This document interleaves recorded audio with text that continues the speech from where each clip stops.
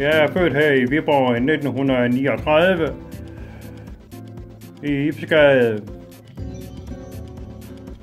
Og allerede tidligt begyndte jeg at interessere mig for kunst, når jeg så Lasse Ventlev. Han stod og malet rundt i byen, ikke også, ikke? Og dem kom vi også lidt sammen med mine forældre.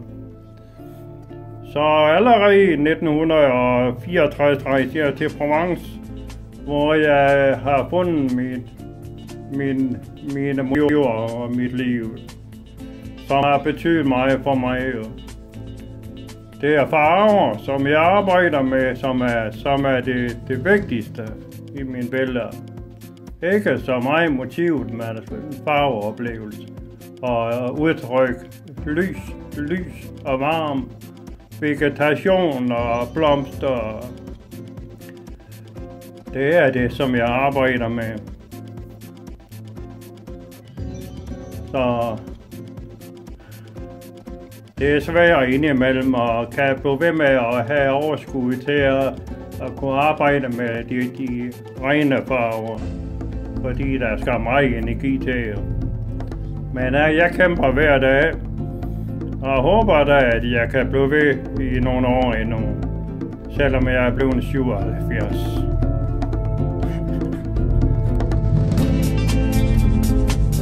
Ja, her viser jeg nogle af mine rejseopgaver fra Provence, som jeg har malet direkte på stedet. Jo. Her har vi mine landskaber.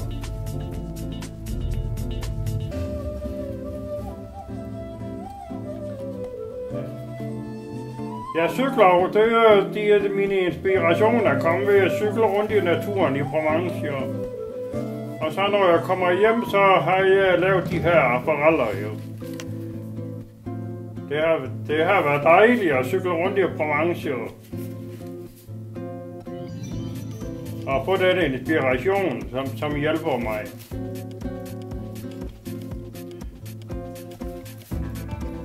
Ja.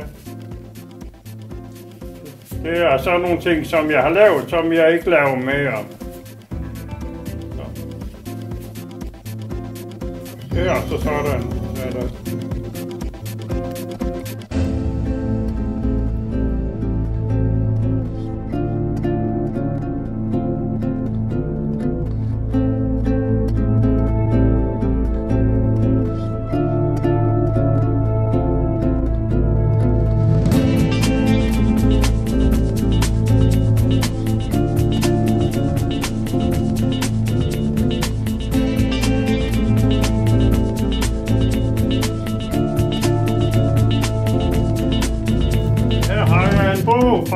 Fra Midtjyllands Kunstcenter, hvor jeg udstiller. Men det er eneste sted i Danmark. Der har jeg en bog, som jeg vil så vise et par billeder, hvor jeg har her en kunstbog.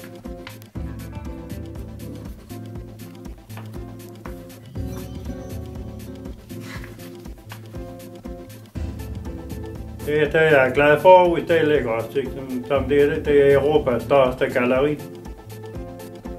Her er en stor plakat, som det blev lavet i Salon de Provence til der sommerfestival, hvor de har brugt et af mine malerier som oplæg til de farver.